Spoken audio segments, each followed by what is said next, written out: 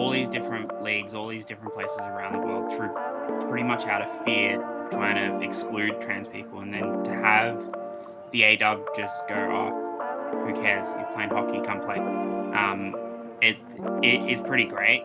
I knew from before I was 10 that I was a woman and top 100 in Australia for most of my junior career. It really opened my eyes to this world of sport where actually I am allowed to play sport. I'm allowed to keep playing sport. Oh, that's really cool. We've got ice rinks in Australia. We've got ice rinks here. Can I play? And it became that obsession. And it really has become an obsession. I'm on the ice 4 to 5 times a week now, which is insane. That's more than I ever played tennis.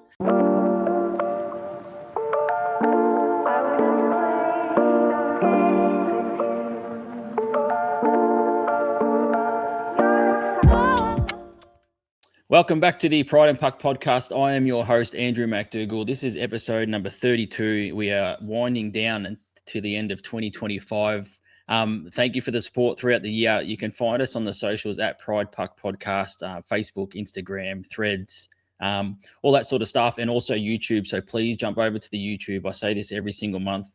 Please jump over to YouTube, give it a subscribe, give it some likes, comments, share it around. It's all good for the algorithm to help us grow. We've got the full episodes going out across YouTube as well as in podcast form, and also some reels and some shorts and little segments clipped up as well from each episode. So please jump over to YouTube and hit subscribe and hit the like and do all the good things for the podcast to help it grow so we can get more stories out there. Episode 32, so second last for the season, and then we finish up and obviously in December next month. I'm looking forward to having a chat with this next person because I think some people actually will know who this person is already. I've done a previous video. It was one of my very first videos that I did, like a vlog, following them around for a day, checking out what they do to get ready for hockey and their love for hockey and how they've found hockey. So people will know who this person is. I'll bring them on the screen right now. Amy Stevens, welcome to the Pride and Puck podcast. Hi all, thank you for having me, Andrew. It's great to be here again.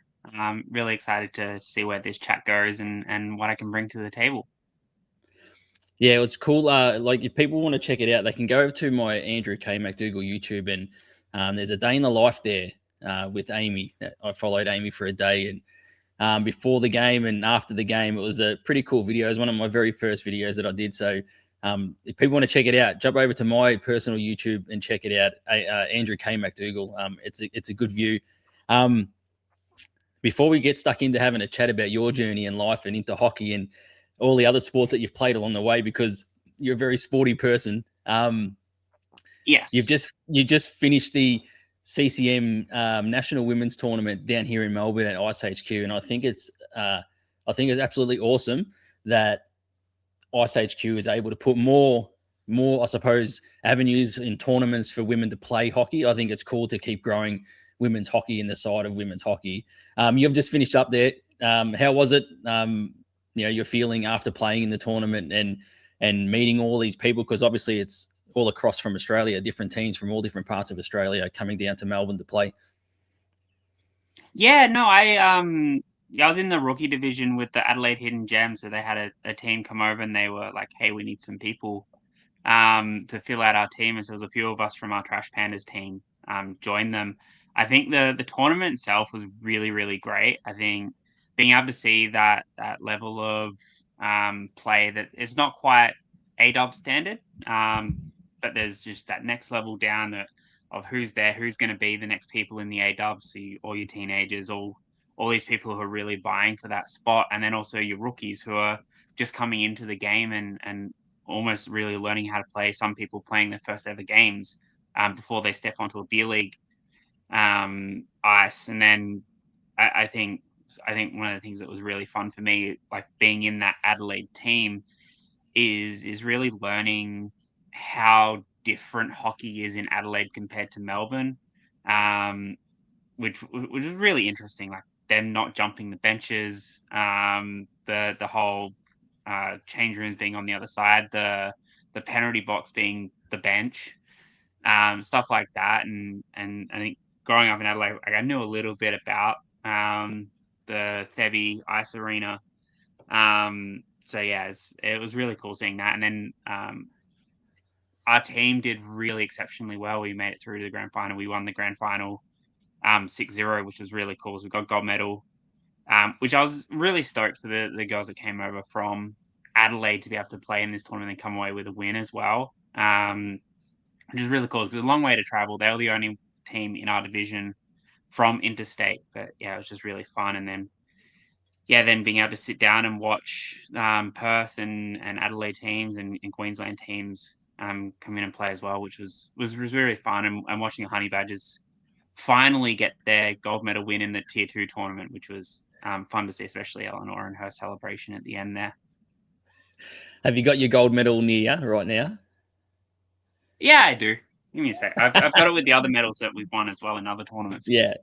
Well, yeah, we Yeah. have to chuck it up on the screen. Amy's, if you're not watching the YouTube, Amy's just grabbing the medal now to chuck it up on the screen. Yeah, that's super cool. It's a really cool medal, isn't it? Yeah, they gave it out. Everyone was like, it's not gold, it's kind of bronze, but no, it does say rookie champion, so guess it counts. And I was just thinking, like jumping the benches, that's one of the best parts about hockey. Oh yeah, it was really interesting in the change room beforehand. All the team was kind of freaking out because like, how do we get on the ice? How do we go through doors? And like, and we're just like, jump on the ice. And so when we went out for warm up, you had had half the team sitting up on the wall going, okay, I'm going to do this. I'm going to do this. I'm going to fall faces first and that type of stuff. And it was really fun. It takes you back to the first time you go out there for training. And people are like, okay, I'm going to jump the bench. We're going to have to. And yeah, it's really cool. And like the reason they don't do it over there is because the Adelaide Arena is not structured well enough to be able to do it safely. And watching AW, you can't see if they do it on in AW or not, just because of where the camera is. So Yeah. When Amy mentions AW, Amy's talking about the Australian Women's Ice Hockey League for people that might not know. oh yeah. A little birdie told me that it's that you tried out and that's something that you're aiming for, the AW. Yeah, it was a really interesting conversation. So I was doing a scrimmage with one of the current players, Christine Dutton. And there was a couple of us that have been playing for a year or so, a couple of years, talking about these tryouts. And it was Christine basically said to us, just do it. There's not really anything you have to lose from going out and trying out this team for this team. Like I went into the day knowing that I had zero chance of making the team. Like I'd been playing for just over a year at that point. Like there's no chance of me making the team. Um, but the whole point of the day was to go in and see what the level is, skate with and against some of these people like Christine Julianne, Danielle Butler, Emily Davis Tote, and really get an understanding of how they go about it on the ice because it is a really big difference in how they skate, how they play, how they attack the puck. And so it was a really big learning opportunity. It was great because I was put in the group with Liz Geminicis. I don't know. I don't know. She's really cool. She's an amazing person. Um, and we were obviously the second group who were probably not going to make it into the team. And she gets a call up halfway through and go, hey, can you come join the main team? It was so cool. And we're all really excited for her. And I think, yeah, it was just a really great day. And I think just excited to be down there. It is potentially something I want to try and get to. I am a little bit on the older side now, so time is kind of running out. Um, but yeah, it's fun, and the fact that they, especially in the women's league, invite everyone to come and try out is really really cool.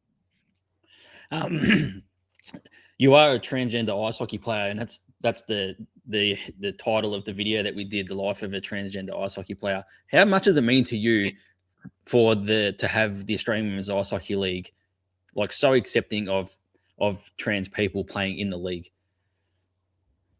I think it's really cool. So and it's really big deal as well because we see so much at the moment. All these different leagues, all these different places around the world, through pretty much out of fear, trying to exclude trans people, and then to have the AW just go, oh, who cares? You're playing hockey, come play. Um, it is pretty great, and then being able to see fellow trans people out there at the moment is really cool as well, and getting to know those people is cool, and I think it also speaks to sort of this doing like presenting pride versus actually doing pride and inclusion and that type of stuff. And we see a lot of these leagues, they'll go out and do pride rounds and they'll do all of this sort of stuff, and all the advertising is getting all the merch sales and all that, but they're not actually inclusive because they'll say, oh no, trans people can't play, or they'll be like, oh, non-binary people aren't allowed anywhere near the league. They'll still tell you if you're queer, you have to kind of hide it a little bit. And so that's where I really like the AW is they live that you don't have to hide anything, that you can just be yourself and go out there and play hockey and love of it, and being competitive rather than just we're only going to be hyper minuscule and going to kind of stop our own growth type thing. Yeah, it's really cool the environment that they've created within the Australian Women's Ice Hockey League. I think it's really cool, and like when I see you, I just see Amy. I don't see anything else. Yeah, Amy, the hockey player, and that's yeah, I awesome. think that's the same with all the queer players as well. It's you're out there, you're once you're on the ice, you're a hockey player. That's it. Like it doesn't Yeah, really matter elsewise. And like we play mixed everywhere in Melbourne, and it's just like it's kind of normal to be playing against people of different genders, different backgrounds, all that sort of stuff. And so it's not a big deal. I think that's what's really the best thing about AW is it's just not a big deal. yeah, absolutely. You mentioned playing for the Adelaide team in the women's tournament. You did grow up in Adelaide. What was it like growing up in Adelaide? I have a lot of mixed feelings about growing up in Adelaide. I think where I was from, it wasn't a particularly queer friendly environment. So knowing that I was queer myself and then going into a school where the only time they ever spoke about queer people was the year 8 teacher, um, sort of going out to the class and being like, and it was just a group of boys. It was just like, okay, if a boy comes up to you and asks you to kiss them or wants to take you on a date or anything like that, what do you say to them? I remember sitting in that class going like, okay, well, give me a little bit more context. Like, are they cute? That type of stuff. And then the teacher's kind of response was, you always say, no, I'm not into that. And it's like, okay, but you have people here that kind of are. So it wasn't a particularly queer friendly environment. And then the town I grew up in as well, not particularly queer friendly. Like I knew of one queer kid in total, across a reasonably big town. So yeah, it was a little bit scary. And then like Adelaide itself, we like to joke a little bit that they are sort of 30 years behind the rest of the country. They are a little bit in a lot of ways. So it felt like a very restricted type of growing up, and like I had my escape through tennis, and that was about it. Where I could just go play a sport, tennis being a more individualistic sport. I was able to hide a little bit and be myself a little bit more, I think. But yeah, it was rough. It wasn't the greatest time. I totally sort of understand when you're talking about a place being sort of behind. When I went to Perth this year for hockey, and I went for a stroll Sunday, I thought I'd get something to eat and a coffee, and all the shops were closed at like 11 a.m. in the morning. It was a bit different to what Oh, what, it what I'm was used nuts. to. When I came back from the US, I went to a fish and chip shop at I think it was 8 o'clock on a Saturday night, and it was closed. That's your prime time, dude. Like that's when you're gonna sell the most fish and chips. It's 8 o'clock on a Saturday night. Why are you not open? Yeah, But yeah, like and like the last time I went back to Adelaide, I was walking down the street and I copped abuse just walking down the street. Never copped that in Melbourne. Like it's a different place. And I think a lot of sort of the inclusion, like Melbourne, I'm very lucky. I can't, or not so much lucky. I chose to live here. Um, but we are a much more inclusive environment, especially in the area that I live in. You don't really walk down the street and cop that type of stuff. It is improving, I think. I haven't been over there for a while, but yeah, it is something that like every time I get on the plane and go to Adelaide, it's like, oh, why did I come here? Type of thing. Um, your identity.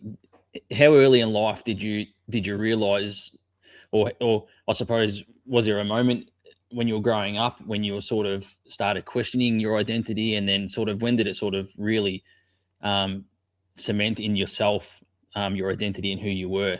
And I suppose the second part of that question as well is when you sort of realized who you were and your identity and things like that. Was it, I got to get out of Adelaide as fast as I can? Um, it wasn't necessarily I need to get out of Adelaide as fast as I can, because I sort of knew really, really early on, and this is something that like every it feels like every trans person said they know this really early on. Like, and I did. I knew from before I was 10 that I was a woman, and they need to go through all of that sort of stuff, and I could recite all the procedures to you and tell you how everything happened well before I finished high school. Um, and like I was never going to get any of that support that I needed in Adelaide. And so there was this element of how do I get out of here? And tennis was that avenue. I was able to get good enough at tennis that I was able to get a scholarship over to the US and play college tennis over there. Ended up in West Virginia, which is a whole different story. But it's even worse than Adelaide. But I yes, I ended up going over to the US for 4 years, and then once I kind of got to the end of my college career playing tennis, it was just like I don't really want to continue in sport. I want to go back to a place where I know I'm going to be safe and I'm going to be able to look after myself properly and be who I am. And so it was really when I got to the end of my 4th year in college, I was like, okay, I'm done with tennis. Now it's time for me to go live my life. Yeah, I was going to mention your tennis career, and saying that you were good enough at tennis is probably a bit of an understatement. I think if you were getting a scholarship to college in the US, but through that journey, like how much did tennis actually like help you? I suppose on your journey of self discovery and all that sort of stuff. Did you sort of maybe put that on? Did it sort of go to the back a little bit while you focused on tennis, or um, did it help you moving over to the US? I know that you just said West Virginia Yeah. probably worse than Adelaide, but yeah, how was it going across to another country as well? Yeah, it was so tennis myself because I don't like to toot my horn here, but I was kind of a good player at tennis. I was top 100 in Australia for most of my junior career. And that adult junior thing as well, the way they used to do the rankings, I don't know how they do it anymore.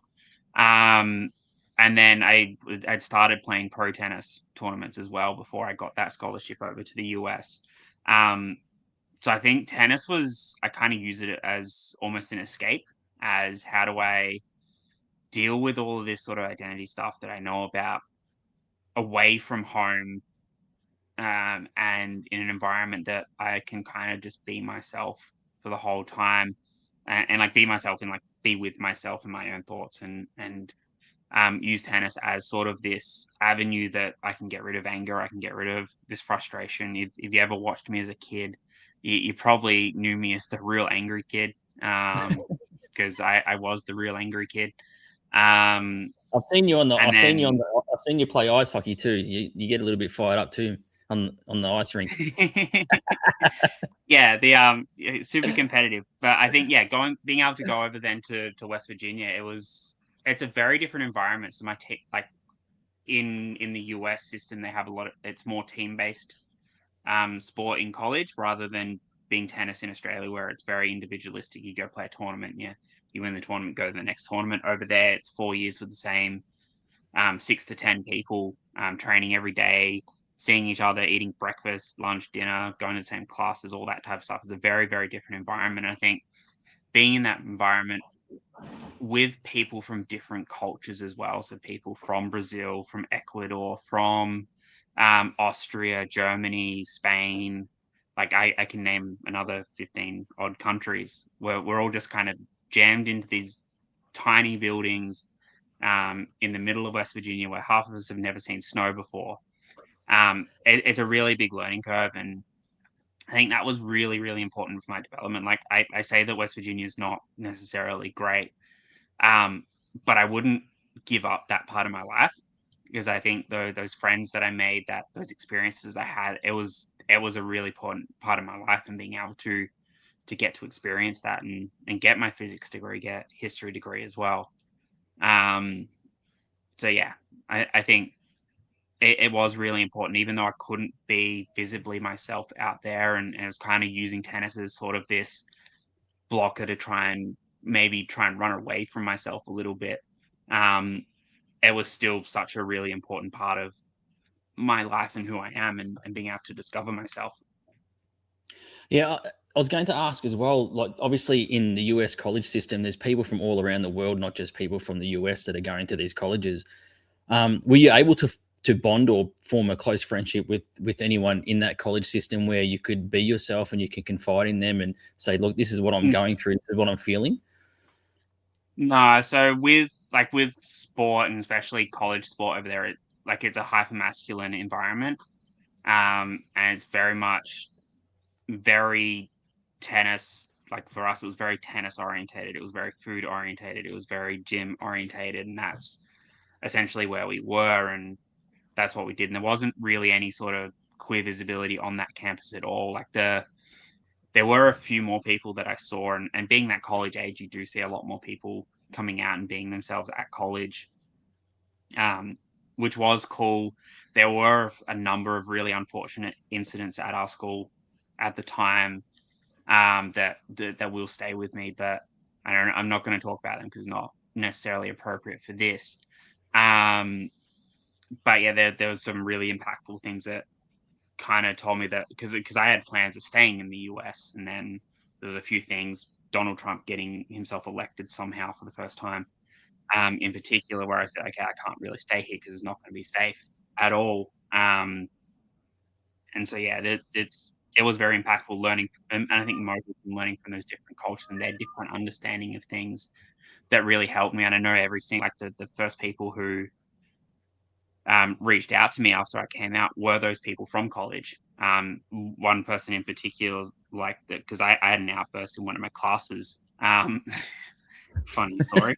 Um, Story of my life, to be honest. Had an outburst in one of my classes where like the teacher was being very queer phobic, and I kind of lost my shit at them. And the when I came out, the person who was sitting behind me and to my right, the one seat behind me, was like, "Oh yeah, that makes sense now why you did that." So yeah. Yeah, it's funny. I've heard like a lot of stories like that where someone says, "Oh, it makes sense now." And even when I came out publicly as bi, like I had a work friend say, "Oh, that makes sense now," type of thing as well. So yeah, Yeah. totally get that.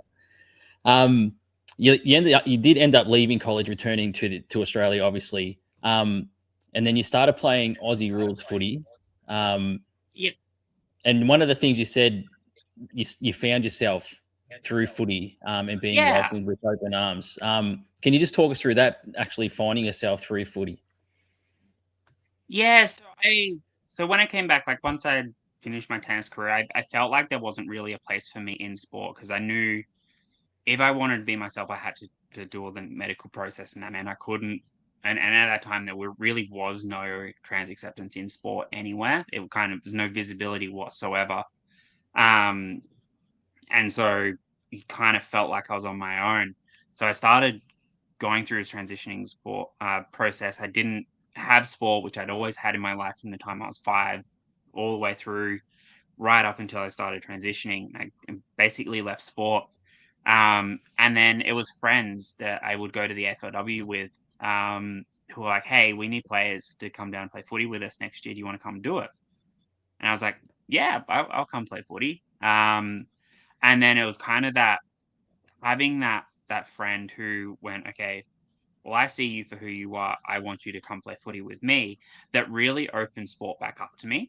That said to me, hey, actually, I might be welcome in sport again, as who I am, and people won't be afraid of me, who won't worry that I'm going to hurt them for whatever reason, which is completely irrational. I'm usually the one that's getting hurt. Um, yeah, there's lots of videos of me getting hurt. Um, And then yeah, so she invited me down to the club. I started playing football. The club down there, I was at Q at the time.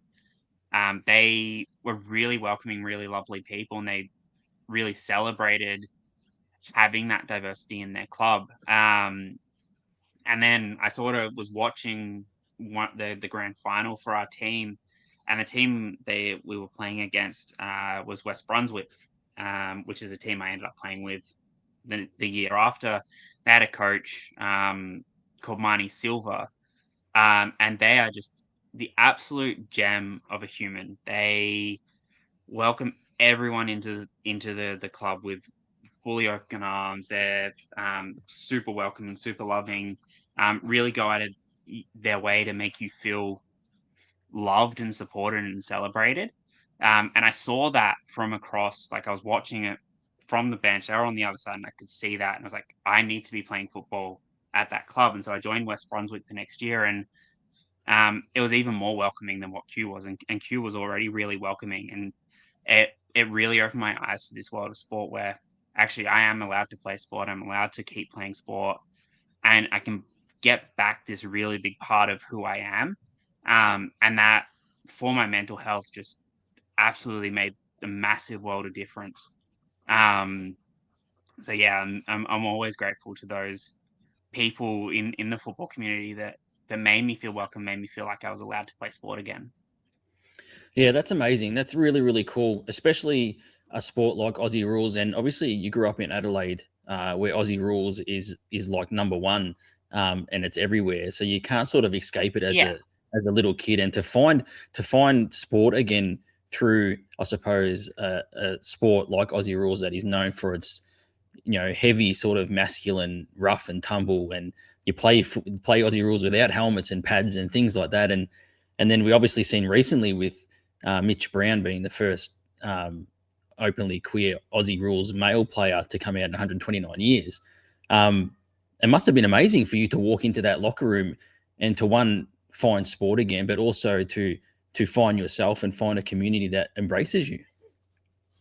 Yeah, it really was. And I think also at that time as well, we had Danny Laidley had just come out as well, and so she was very visible on the AFLW side of things. And I think when I'm talking this inclusion in football, I am very much only talking about women's football, Australian women, AFLW, and the women's side of football, because I really don't see that connection in the AFL men's side of things, and I don't, to the point now where I don't interact pretty much at all with men's football, because you still get all those comments when you go to the games. When you're watching on TV, you still see that queerphobic stuff everywhere there. But you go to AFLW, and it is such a great environment to be a part of. Um, and yeah, it's a lot more fun. It's a lot more welcoming. And I think yeah, that's where there's a big difference. It's AFLW that really led that, not AFL men's. Yeah, I totally agree. Absolutely, 100%. There's just a totally different vibe to AFLW, Oh yeah. to AFL men's. Yeah, I think like it's the same across every sport though as well. Like you see it with the PWHL and the NHL. You like there hasn't been an openly queer NHL player ever. yeah. Whereas you've got Marie Philip Poulin and Laura Stacey going out there getting goals and assists together, and Marcus is wondering what the hell's going on. Yeah, no, 100%. Yeah, totally. Yeah, the PWHL is amazing as well. It's just growing from strength to strength. Just speaking about hockey, you ended up finding hockey. Um, where where where where did your love for ice hockey come from? Did you a lot of people who I've had even on this podcast, they mention the Mighty Ducks a lot growing up. It's sort of your first exposure to ice hockey. Um, how did you find hockey? Like, why did you find hockey, and why did you fall in love with it? Yeah, it for me it was probably in two or three different parts. So I didn't actually watch Mighty Ducks until after I'd already started playing hockey. And then I kind of understood that hey, that flying V, that's just straight up illegal, and you can't just straight up stop in a shootout. Like, come on. And and That's and the dude scoring what 176 goals in 16 games, dude's getting what 11 goals a game. That's insane. It's so true. Yeah, why are you pulling him in the shootout? Like, yeah. So I didn't actually find hockey through Mighty Ducks. I had my first roommate when I was in college. He was a Detroit Red Wings fan, and so he would watch every single Detroit game. Back in 2016 when they were somewhat okay at hockey. Um, and then he was always raving about the Red Wings players and how they were the greatest team ever and all this sort of stuff. And we'd sit down and we'd watch like Ovechkin in his prime, which was really cool. But I never really got into hockey there in the US because West Virginia just doesn't have any professional sporting teams, and ice hockey is not really a super accessible sport there. So it wasn't really visible. I couldn't really play it. And being part of the tennis team, you weren't necessarily allowed to do these sports that are considered dangerous. Big air quotations there. I don't consider hockey to be super dangerous. Um, and so it wasn't until I came back to Australia a few years later. I had one of my best friends. She plays ice hockey, and I went along to watch one of her games, and it was like, oh, that's really cool. We've got ice rinks in Australia. We've got ice rinks here. Can I play? And so I went into Google and I looked up Ice HQ and was like, oh, okay, they've got loader classes here. I'm going to go do learn how to skate and learn how to play hockey here for 6 months before playing a game. And at the same time, that's when I discovered the Australian Women's Ice Hockey League. So I went along to a few of those games, and there was 2 or 3 games that season that I could go to, and then I was able to go to the finals weekend because it's great that they always do that here in Melbourne. Um, but then like watching people like Shana Godfrey and Marnie Pullen and watching them go up at their hockey, I was like, I love this sport. I need to play it. I need to get real good at this. And it became that obsession, like, and it really has become an obsession. I'm on the ice 4 to 5 times a week now, which is insane. That's more than I ever played tennis. Um, so yeah, that was so it was really cool. And then yeah, it was through that development training out at Ice HQ that I kind of learned the fundamentals of how do I go forwards, how do I stop, how do I shoot, um, and then yeah, then started playing beer league out at ICHQ with the Southern Lights and going through that first season, we were able to make it to the grand final. We didn't win that one, but yeah, being able to get into that team environment in this brand new sport for me was really cool. And then just yeah, absolutely fell in love with it. Also fell in love with the PWHL. And at first as Minnesota Frost, because like their purple uniforms were just insane. I love that. Jumping on the Seattle bandwagon because I want both my teams to be in Seattle. It just makes things easier. The time slot is just easier for me to watch. Um, and they both play out the same arena. Like one day, I hope that I can go over and watch a Seattle Kraken game and watch a Seattle Torrent game back to back and like on different days and all that sort of stuff and really be able to experience that as well. Um, when you first, like you said, you went and watched some Australian Women's Ice Hockey League games and all that sort of stuff. You've seen Shana Godfrey play, who's just a superstar for the Melbourne Ice. Did you have any idea at the time, or did you do any research at the time to realise that, oh, the Sydney Sirens have got Ella Lakaria, an openly out trans player, or did you know that in the old CWHL in Canada, the Toronto Furies had Jessica Platt? Did you know that you had any sort of, I suppose maybe role models is not the right word because of your age, but did you know that there were any Yeah, players out there at the time? I I didn't really do a lot of research into it. I just kind of loved it, and just loved playing hockey. And it was more once that first season had done, I joined in February of that season type thing, and it's like there's only what 2 rounds and then finals, so it wasn't a lot of research, and then there's not a lot of information out there as well around AW, which is unfortunate. Like it is great that we can get a little bit more of that information out there as well. So it's really hard to find.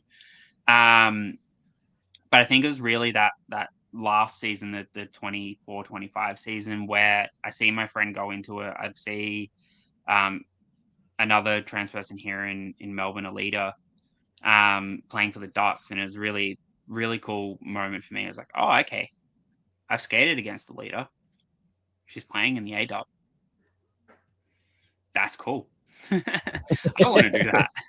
Yeah, And then it was sort of like absolutely. from that, it was like I went from skating once a week to skate, or once or twice a week to skating 4 or 5 times a week, and getting on the same ice as a leader, and going, oh, okay, she real good. She's so quick. It's funny when you said you're heavily invested now, because I remember when we were messaging about what nights can we record, and it's like, I'm on the ice this night. I'm on the ice this night. We're trying Yeah, to lock in a night. You're on the ice that much that we're trying to lock in a time to record this. Um, yeah. Do you think that you would have played ice hockey if you didn't have that experience of finding Aussie rules and finding the footy clubs that you played for to bring you back into sport? Do you think you would have jumped into ice hockey without that? Considering that obviously we talk about the PWHL and the women's side of sport is very accepting and has a totally different culture to the NHL, but there still is that sort of, obviously you're playing mixed hockey out at Ice HQ. Was there sort of any apprehension, or do you think because you found that footy side of it, that footy part of your life, getting back into sport, was sort of like the catalyst to make it easier for you to get into ice hockey? Yeah. Yeah, I think the going into football first really took away that sort of fear about playing sport again. Because of like with Australian football, it is a lot less queer friendly. Like even though AFLW is great and the women's side of it is great, for that is still a very queer unfriendly environment. Whereas hockey, I really knew nothing about it before joining it um in sort of April last year, and there wasn't really any of that fear anymore for me, because it was like, okay, I've done Australian football and come into this hockey environment, and they're like, okay, well, you got change rooms with guys, women, non-binary people, everyone under the sun is in the same change rooms. You all play on the same ice. There's no real mixing up. Well, there's no real delineation between men's and women's leagues. Like there is, like there are specific women's leagues, and I love playing in those leagues, and there are some specific men's leagues as well. Um, but I think for the vast majority of us in Melbourne, it is different in Adelaide, that I have learned that they don't necessarily mix the leagues over there. But here in Melbourne, it is all mixed leagues. And so everyone just kind of gets used to it. There isn't any sort of fear whatsoever about going out onto the ice as a trans person, because it doesn't make sense to have that fear, because it is a mixed environment. There's no reason to not be mixed. Yeah, yeah. And I've found that since I played one season now, you just go out onto the ice and you just don't even think about it now. You're Yeah. just out there having fun and hitting a puck around and yeah, doing all that sort of stuff. You did join Southern Lights for your first season playing ice hockey. Obviously, people who have listened to this podcast know Southern Lights is a LGBTIQ plus inclusive hockey club. Was there any specific reason why you picked Southern Lights to play your first season? For me, it was just the when I saw my friend play out there, she was still playing for the Southern Lights, so that was kind of the only team that I knew existed. And then knowing that they're queer friendly as well, did really help that sell on that club. It's like I potentially had the option of playing for the rink teams as well. But there was that, okay, they are LGBTQ, they are visibly queer friendly. Like it's going to be a somewhat safe environment to be in.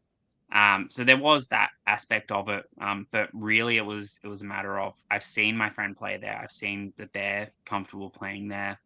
So I can go play there as well. Southern Lights is one of those clubs, I suppose, where you know what you're sort of walking into. You sort of know that you're going to be safe. Walking into that locker room or onto a team at Southern Lights. Obviously, every club and I suppose Southern Lights probably no different. You might have little pockets of things happen within clubs, but for the most part, you're probably pretty safe walking into Southern Lights. Now you've left and you're on different teams. How has that been? Like stepping into a totally different locker room, showing up as yourself, but also obviously showing up as I said before, I see you and I just see Amy, but you are a trans person. But so showing up into a Yeah. locker room now for a different team, is it any different, or is it just same old Amy walking in there and pretty inclusive, pretty welcoming?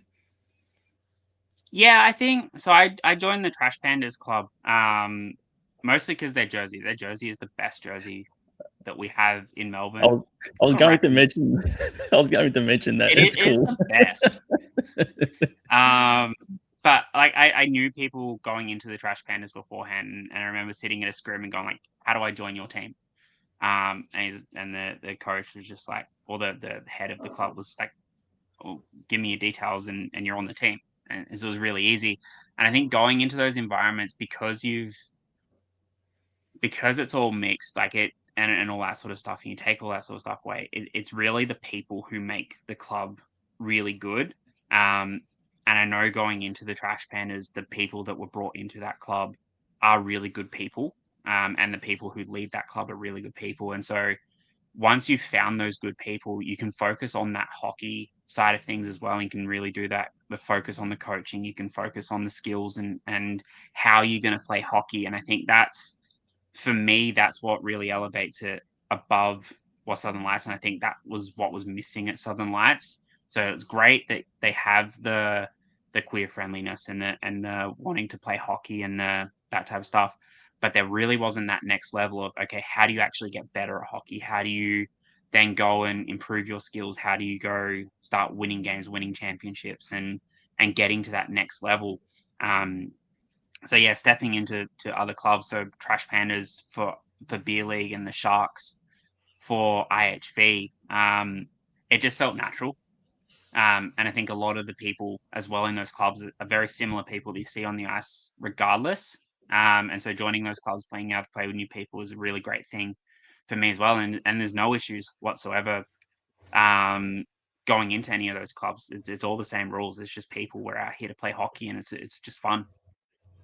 Yeah, that's awesome. That's really good to hear. That you can actually like leave, I suppose, clubs like Southern Lights and continue the growth as a trans queer person, and it just doesn't stop, and you keep playing the sport that you love.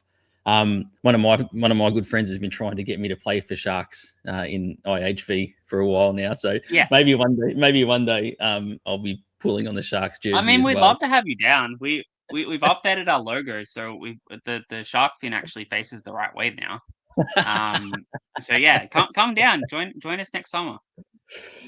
Yeah, we'll see what happens. We'll see what happens. Is there anything like I'm very big, and you probably know this. I'm very big on visibility. I think I try to be visible as much as I can for I suppose younger bi people that I didn't have when I was growing up. Is there anything that you do out on the ice now that you've like obviously Southern Lights is you can visibly see the club is a queer club. Is there anything that you do or you have maybe on your stick or on a helmet or something when you're playing for these clubs to stay a little bit visible? Um, I think for myself, I've moved away a little bit from that. So I was using the Pride tape um for a while there, and I've moved into to using just the white tape itself now. For no particular reason other than it just slightly a little bit cheaper to get the white tape. Um but I think for myself, it's very much being there. I think pretty much everyone at the rink knows I'm trans. If they don't know it, they'll work it out pretty quickly. They'll learn it pretty quickly. They'll hear it from other people, that type of stuff. Um, and so for me, it's really about just getting out there, being myself, being visible. Like my socials, I'm pretty visible on my socials, and kind of just existing. And I think that's something that I didn't really have growing up at all is having someone that just existed as a queer person who everyone knew they were queer, but they kind of just existed. Like I didn't have that at all. And so that's what for me I try and do a little bit more of is really focus on that being there to listen to people, talking to people, um, rather than just sort of the visible type of like the flags and all that sort of stuff. Like I still have all that sort of stuff. I don't necessarily put that on my gear anymore. Um, but yeah, but like I think for myself, it's I want my hockey to do the talking, and then once people see that okay, they're great in that community, they're good at what they do, they can be a role model for other people. That's when the whole the trans conversation comes into it. And I think in the past I really went the other way where I was very much, I need to be ultra visible so everyone can see who I am, all that type of stuff. And I think that that's really changed, especially over the last sort of 12 months, um, where I sort of see this actually sometimes it's more important to just exist. You don't necessarily need, I don't necessarily need to be loud. There are going to be those people who are loud and out in the environment. And I do like to be able to do that from time to time and talk about my experiences like I'm doing tonight. But it's not necessarily something that I have to do anymore, I feel like. And that might not be the answer you wanted, but I think it's a very, for me, it's a very big part of my journey as well, going from really invisible, trying to almost run away from myself to this fully celebrating, almost over the top outness and being hyper visible to now I'm just me. I exist. I am me. You take me as I am. I come as I am, and then being able to celebrate that, but not necessarily being overly loud about it because hey, I want who I am to actually rule it rather than what I am to rule the conversation. No, that totally makes sense. Like it's I wasn't looking for any sort of answer really, but that totally makes sense. Where it feels like you're so in tune with who you are and in tune with yourself now, where you're at that stage, which is really really cool. Like you're just talking about the stick, and having white stick. Like I just have black tape on mine. Like Yeah, you've got white tape. I don't have anything like that on my tape on my sticks or any. And then maybe that's not the answer that Pride Tape want, because I've got Pride Tape coming on the podcast at some stage. But yeah, I'm just a black tape person on my yeah, stick. Nothing flashy or anything like that. yeah, and I think it's really important for that to be able to exist as well, for people to be able to be queer and just exist, without any sort of pressure to be open and visible and being loud. And I think there's a little bit of, and especially in my community itself, there's a little bit of an expectation that if you come out, you have to be loud and you have to be visible and you have to pave the way for other people. And it kind of takes away from a little bit the people who don't necessarily want to be invisible, but who just want to exist. Um, and I don't know if you've felt that in your community as well, like within the bi community, but yeah, that freedom that I have now, that I can just exist, that I can just be myself, not really worry about the fact that I'm trans, not really worry about the fact that people can see that, not really have to have those conversations that I was having constantly, and then draining conversations. Um, and not necessarily having to do that anymore because we have such a great environment down here in Melbourne in the hockey community where it just doesn't matter. Yeah, absolutely. Yeah, 100%. We speaking about Melbourne Ice tryouts a little bit earlier. And one of the things that you did mention to me before we came on the show was invisible inclusion and how it's super important. Can you just explain to the listeners and the viewers who are watching this on YouTube, what you mean by that? Yeah. So for me, invisible inclusion is kind of that next level of inclusion. So you have this at the moment. I think a lot of sporting organizations are at this stage where they think, or there's probably, for me, this, let me try and rephrase this. There's sort of three levels to inclusion. You have these clubs who say they're inclusive, but really in the background, they've got really anti inclusive policies. They don't really crack down on any sort of abusive behavior or queerphobic behavior or anything like that. Then you've got the next group of clubs, which are the ones who are doing all these Pride Cups and doing showing up at Pride parades, who are openly visible, who are like, we are queer friendly, and they're really got those rainbows, got all the flags, doing all the celebrations, doing everything that from a visible point of view is right, who under the surface may not have it correct. Then you've got the queer clubs who do all of that and then also do it right on the bottom side of things. And then I think the next real evolution of that is really those clubs that they will celebrate it and then they actually live it as well. And they live that inclusion. You come as you are welcome fully into that environment as you are. There's no sort of drama about you being queer or being trans, being bi, all that sort of stuff. And there's really like the West Brunswick Football Club was that first place where I really experienced it, where inclusion is a thing you do. It's not necessarily a thing that's visible, where you'll have the coach come up to you and they'll have a conversation, and it won't just be about the fact that you're queer or anything like that or some queer topic. It'll be, hey, what'd you have for dinner? Or how's work going? How's that type of stuff, where it's this very normal conversation, very normal activities that you're doing that they would do with any other person. And Melbourne Ice was very much like, for me, that tryout was very much like that. It's like having the Christine say, "Hey, come along, see what it's like."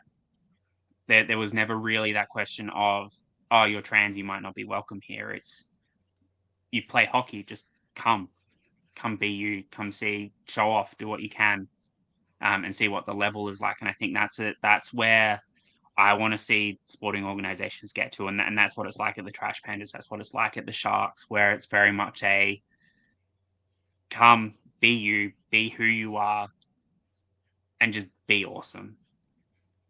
Yeah, yeah, I totally get it too because doing this like the media stuff that I've done for hockey for so long, especially with the Australian Ice Hockey League, if I've questioned things about where the pride, if someone's holding a pride game or whatever, and I sort of question, are you doing the proper groundwork? Are you doing it this? Are you living it? Are you, or is it just like splashing the colors and saying, Yeah, hey, we're, you know? So I totally get where you're coming from, and it totally makes sense. And hopefully the listeners and the viewers, it makes sense as well for them.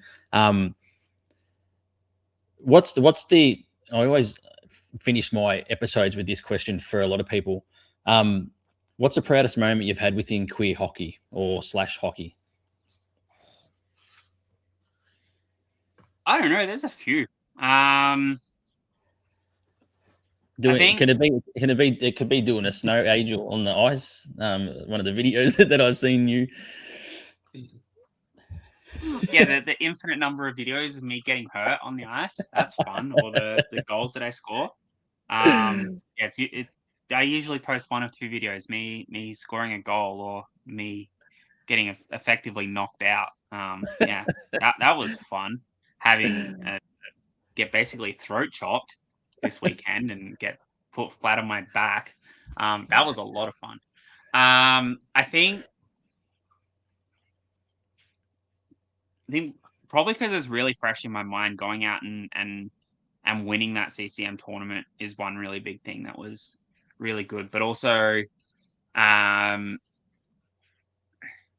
I think probably scoring my first goal, first game, first goal of the season for all of the clubs. I think that was really cool because it was like, well, really important for me, because I was like, okay, I feel welcome here. I'm in this environment now. I've scored. I can do this. What do I do from here? And so I think that was probably a really important moment as well. Also, like stepping out onto the ice in the women's league, and playing against these AW players, because we had women's league through winter, which had AW players in it. Um, and yeah, they're significantly better than me, but it was so much fun being out on the ice and learning from them as well. Yeah. Um, what's on the horizon for Amy? I have a lot of guests that come on here from all parts of the world, and there's so many of these inclusive queer tournaments that pop up as well, all across the world. And we've got one in at Ice HQ next year in April, the Queer Clash. Is there any plans for you to maybe get out to some of these inclusive tournaments, not even just in Australia but around the world? Yeah, so I'm not going to be playing the Queer Clash because I think I'm going to be in Alice Springs at the same time. There's the Part Jima festival up there, which I'm going up to, which is Aboriginal Festival of Lights, which is going to be really really cool. So I'm not doing the Queer Clash here in Melbourne. Something I do want to be able to do eventually, and it's probably going to have to be a few years from now, is I want to go over to the Seattle tournament. Um, with the Seattle Queer Clash tournament that they've got over there. I want to be able to go out to do that. And I want to be able to travel and play hockey in different tournaments everywhere. So there's a tournament in New Zealand that I want to be able to try and get into next year, and there's a tournament in Thailand as well, that I want to try go to, which would be really cool. I think US at the moment is probably a little bit off the radar, just given the political environment. It's not safe to go to the US, and like there's a lot of people who will say it is, but it flat out as a foreigner, as a queer foreigner, as a trans foreigner, it's essentially a jail sentence just getting off the plane there. So I have no intention of going to the US anytime soon. I do want to go to Canada though. I want to skate on a lake, probably in Alberta, which is weird because Alberta is not particularly friendly either. But I want to skate on a lake in Alberta. Well, I'm hoping to get over to Calgary next year in 2026, and I've had a lot Yeah, of people from Calgary on here talking about the queer hockey scene and stuff over there, and just for queer people in general. And some of them have said that it's actually quite sort of progressive. Calgary, it's not as yeah, it can be sort of sort of rednecky, but yeah. It's it's more the political side of it, and yeah. getting that visible from social media. But yeah, no, I do want to get over to Canada. I do really want to see a Seattle, a Kraken Torrent weekend, and go get on the glass for both of those. Really to and make a sign of like I came all the way from Australia just to see Soup. Um, I was if going you to don't know who Soup is, that is Campbell, Jess Campbell, the assistant coach at the Kraken. I was going to finish up on Seattle, and I was going to ask you, one, the Kraken is probably doing a lot better than what people thought so far this season. But two, what are your thoughts on the Torrent, the logo, and also I think I seen yesterday it might have been the very first home game. I think it sold out 17,000, so it's going to be a record for a climate pledge for the P Yeah, Dub. It's pretty amazing, isn't it? yeah, no, I don't know if Kraken are doing better than I think we're expected. We're not really scoring. We're kind of we're getting a lot of pity points. Getting to overtime and losing in overtime. That's happening a lot. Um, but yeah, I think it is good getting a lot like watching those Kraken games because it's always really hard fought games. It's always going to be close. We've only been blown out of the water twice this year. And having Joey Decord being my favorite men's player, being able to watch him pretty much every game because he's easily our best tendy, has been great. And I think being able to watch that as well. They're friendly times here at 2 o'clock. Most games are at 2 o'clock our time, which is really easy for me to watch. Um, I have okay. So a lot of people they saw the Seattle Torrent logo and they were like, oh, I don't like that. I loved it from the first moment I saw it. And I was like, that is amazing. I love that rushing river. That is insane. Um, and then it kind of goes with the Kraken as well, with like that rushing water around a maelstrom type thing, which is really cool. I am really excited for their home opener at Climate Pledge Arena. Be really cool if they could do the Golden Eyes thing and get their own logo on the rink. But I'm assuming Seattle's not going to do that anytime soon. It'd be really cool if we saw in the future an amalgamation of the Kraken logo and the Seattle Torrent logo because they are very similar. Having sort of that Kraken on the inside of the Torrent logo, that would be really cool. And having that rushing water around the Kraken logo. So it's kind of that joint arena. But I am really excited for the Torrent. I am gonna watch every game that I possibly can with them. They will come above the Kraken, mainly because YouTube doesn't let me go back and watch the PWHL games. Disney Plus does. So Yeah, it's I love the PWHL and I watch it as much as I can as well. And I'm got a soft spot for the Ottawa Charge, but I'm just waiting for hopefully a Calgary team. And I know they're doing one of the tours, the takeover tours, is in Calgary this season. So I'm well, hopeful. you might be in luck. The Charge might end up in Calgary. You're not the first person that said that to me. A friend of mine who lives in Minnesota has actually said, the Charge might end up in Calgary, and they could probably keep the same logo. It sort of looks like the Flames too. So, so yeah, now the PWHL is continuing to grow, which is awesome, just for women's hockey and women's sport around the world as well. So, yeah, hopefully we see similar here with the Australian Women's Ice Hockey League and the local rec leagues, and women's hockey keeps continuing to grow and grow and grow. Is there anything you want to plug before I let you go? Well, I didn't know I was going to be able to plug anything. Damn. I would say get behind Trash Pandas Ice Hockey. We're a really cool little group of people. We got purple. We got sick. I actually have one right here. We have the sick jerseys. Yeah, it's a cool jersey, and the Yeah. purple's awesome. One of my favorite colors.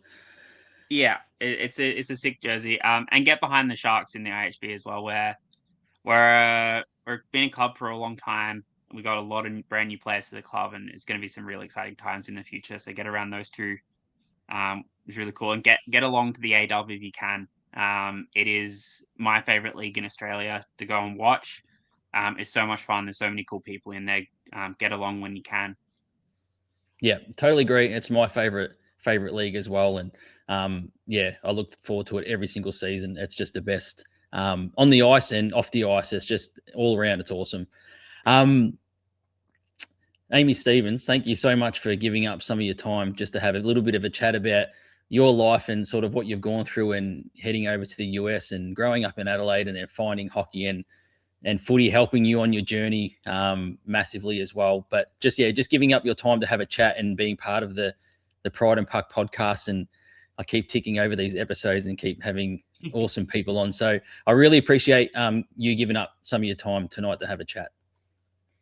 Thank you for having me, Andrew. I hope you have a great night. Have great feedback with this session. Had a lot of fun. I will put in the show description. I'll put a link into our video that we did, a day in the life of a transgender ice hockey player as well, for people to check out and see what Amy gets up to on a pre-game and during the game and after the game as well. So thanks so much for coming on. I am Andrew McDougall, the host of the Pride and Puck podcast. That is Amy Stevens, possible future Australian Women's Ice Hockey League player, crossing our fingers. And then we can pick another AW player off the list from this podcast. That would be awesome. But we are the Pride and Puck podcast. This is episode 32. We'll be back to finish off the season in December. Until then, we'll talk to you then. Ciao.